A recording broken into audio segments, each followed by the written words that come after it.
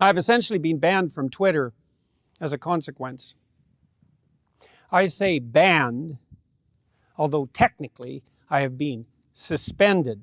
But the suspension will not be lifted unless I delete the hateful tweet in question, and I would rather die than do that.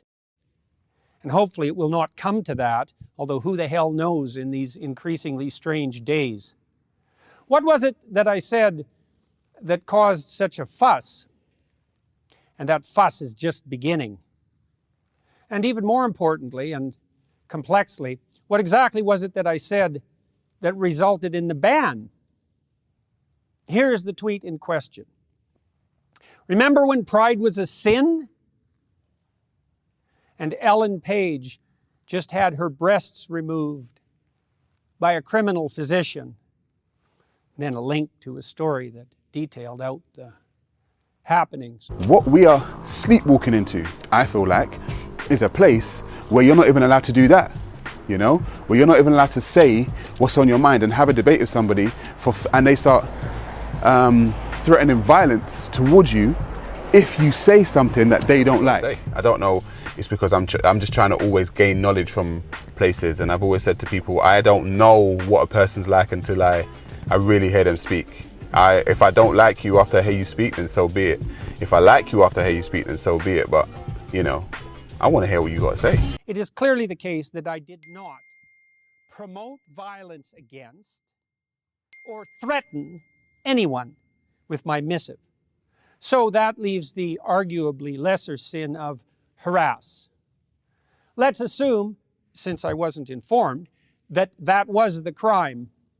And further, harassment on the basis of so-called gender identity, since Twitter did not do me the favor of actually specifying my crime, and there are many possibilities on that front. We unfortunately have to guess at why this has occurred, and that's actually a big problem in and of itself, and also indicative of the utter carelessness of the Twitter organization with regard to the propriety of its own censorial actions. I should at least know exactly what I did wrong if I am required to acknowledge that my tweet violated the Twitter rules. What rules, you sons of bitches? Exactly.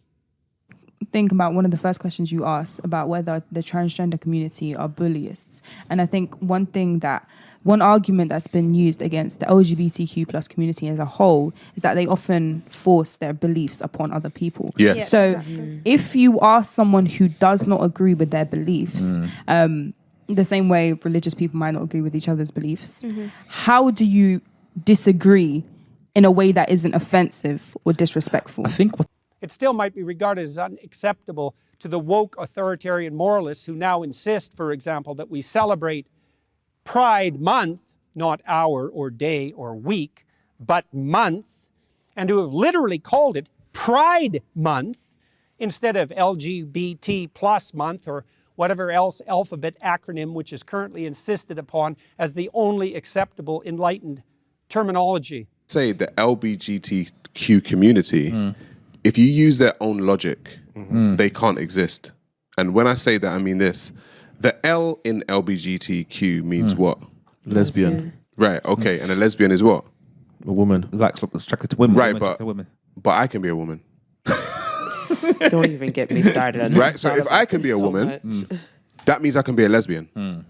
Can I really be a lesbian? Yeah. What does the G mean? Gay. Gay. What's gay? Two men. But men can now be women. So what's gay? The trans community are asking us to suspend our logical, rational, critical and analytical capabilities and replace them with sympathy for people who are clearly going through something mentally or neurologically.